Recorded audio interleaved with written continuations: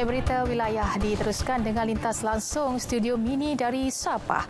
Antara tumpuannya mengenai pengajaran dan pembelajaran di rumah PDPR. Laporan penuh bersama Muhammad Syarizam Awang. Syarizam, teruskan. Baik, terima kasih Zahra. Assalamualaikum dan salam sejahtera. Pelbagai usaha diambil pihak sekolah bagi memastikan pelajar tidak tercicir sepanjang tempoh pengajaran dan pembelajaran di rumah PDPR. Antaranya inisiatif PDPR secara offline atau luar talian yang dilaksana Sekolah Kebangsaan SK Mangkapoh Ranau yang berhadapan liputan internet Terhad. Penolong kanan pentadbiran SK Mengkapo, Jody Tampilas menjelaskan, inisiatif ini dijayakan oleh para guru yang menyediakan latihan bertulis untuk dihantar ke rumah murid. Modul ini kami sediakan untuk 1 minggu. Untuk 1 minggu, dan dia punya tarikh penghantaran, dia punya masa penghantaran adalah setiap hari Isnin. Dan pada hari Isnin, minggu berikutnya pula kami akan menghantar lagi tugasan yang baru, dan dalam masa yang sama kami akan ambil tugasan yang sudah siap dijawab. Bercakap kepada RTM ketika ditemui di SK Mengkapo Ranau, Jody menjelaskan inisiatif ini bukan sahaja membolehkan murid mengikuti PDPR tanpa memerlukan talian internet, malah mengurangkan beban ibu bapa. Usaha para guru SK Mengkapo turut mendapat pujian daripada ketua kampung. Di sini saya amat berterima kasih karena walau apapun cikgu-cikgu di sini akan bertungkus lumus untuk menjalankan pembelajaran anak-anak kami di sekitar SK Mengkapo ini. Polis Sabah berjaya merampas rokok dan minuman keras bernilai 1.89 juta ringgit di Penampang 25 Januari lalu. Ia hasil serbuan ke atas 10 buah kontena berisi 2,672 kartun minuman keras dan 190 kotak rokok pelbagai jenama. Serbuan kira-kira 4 petang itu dijalankan pasukan Jabatan Siasatan Jenayah bersama cawangan khas Ibu Pejabat Polis Kontingen IPK Sabah dan Ibu Pejabat Polis Daerah Penampang hasil maklumat awam. Turut ditahan 4 lelaki berusia antara 13 hingga 37 tahun yang merupakan pengurus, peniaga, pemandu dan kelindan lori. Mereka kini ditahan reman untuk siasatan lanjut. Kita menyuruh kepada orang ramai supaya terus menyalurkan maklumat kepada PDRM supaya kita sama-sama dapat membentras aktiviti penyeludupan yang merugikan kerajaan dari segi cukai. Datuk Jauti berkata demikian dalam sidang media di Ibu Pejabat Polis Kontingen Sabah. Katanya barangan rampasan dipercayai diseludup dari wilayah Persekutuan Labuan untuk pasaran tempatan.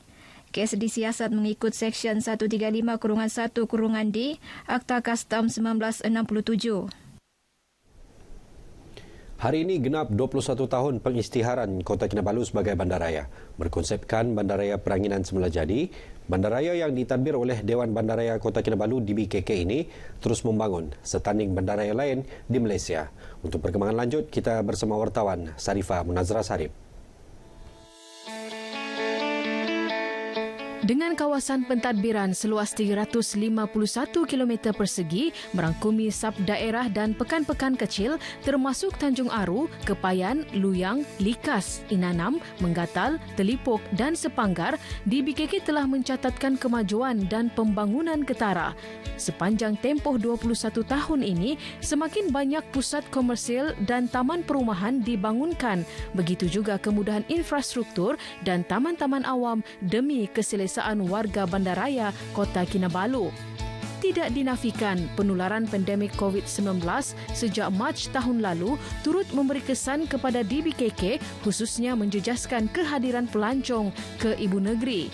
Bagaimanapun, ia bukan alasan untuk DBKK berpeluk tubuh, sebaliknya perancangan terus berjalan sebagai persediaan menerima semula kehadiran pelancong selepas berakhirnya pandemik COVID-19.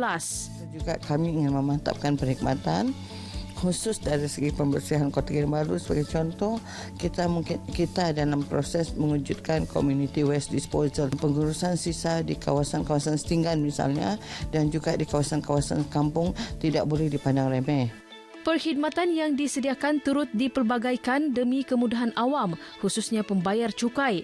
Perkhidmatan dalam talian ditambah baik, meliputi urusan pelesenan, pembayaran cukai dan pembayaran saman. Dengan e-servis ni saya dapat membuat pembayaran dan pembaharuan lesen berniaga saya dengan mudahlah. Selain itu saya dapat membayar kompaun atas kesalahan kompaun letak kereta dengan mudah sahaja melalui e-servis. Semoga Dewan Bandaraya Kota Kinabalu terus menambah baik perkhidmatan yang disediakan sejajar peranan Kota Kinabalu sebagai pintu masuk utama ke Sabah. Saya ingin mengucapkan selamat menyambut ulang tahun ke-21 kepada Bandaraya Kota Kinabalu. Selama 2 dekad bergelar Bandaraya Peranginan semula jadi, sudah banyak pembangunan yang kita nikmati. Semoga Kota Kinabalu makmur dan sejahtera di bawah gagasan Sabah Maju Jaya. Keke, bersih, cantik dan ceria. Dan selamat menyambut ulang tahun ke-21 Dewan Bandaraya Kota Kinabalu. Saya ucapkan tahniah kepada Puan Noliza kerana dilantik menjadi Mayor di BKK. Selamat maju jaya Sabah. Sebut sahaja Bandaraya Kota Kinabalu atau orang Sabah bilang macam di KK, pastinya kita akan teringat dengan makanan laut yang cukup sedap, pulau-pulau yang cantik serta masyarakatnya yang ramah mesra. Pengiktirafan sebagai bandaraya pelancongan terbersih di ASEAN pada tahun lalu membuktikan bahawa bandaraya ini juga mampu setanding dengan bandaraya-bandaraya di seluruh dunia. Laporan Sarifah Munazah Sarip, Berita RTM.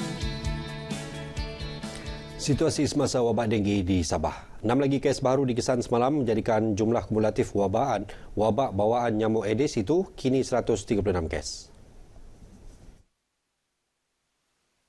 Berdasarkan infografik Pengarah Kesihatan Sabah, Datuk Dr. Christina Rundi, kes baru denggi itu masing-masing 3 di Kota Kinabalu, Tawau 2 dan 1 kes di Kudat. 4 wabak aktif turut direkod melibatkan 2 lokaliti di Tawau dan masing-masing 1 lokaliti di Kota Kinabalu dan Semporna. 2 lokaliti di Tawau iaitu TB03 Kampung Pukat Laut merupakan wabak baharu, manakala AP77 Taman Sri Apas PPR Batu Lapan merupakan kawasan hotspot denggi dengan tempoh wabak melebihi 30 hari. Orang ramai diajak meluangkan masa 10 minit seminggu untuk mencari dan memusnahkan tempat pembiakan nyamuk Aedes bagi mencegah jangkitan denggi. Sekian berita dari Sabah untuk petang ini. Terus patuhi SOP. Pandemik COVID-19 belum berakhir. Kembali bersama Zera Zamri dan Kesepuri. Zera, silakan. Dari Zam, terima kasih. Penduduk terlibat PKP di Kapit Sarawak akan terima bekalan makanan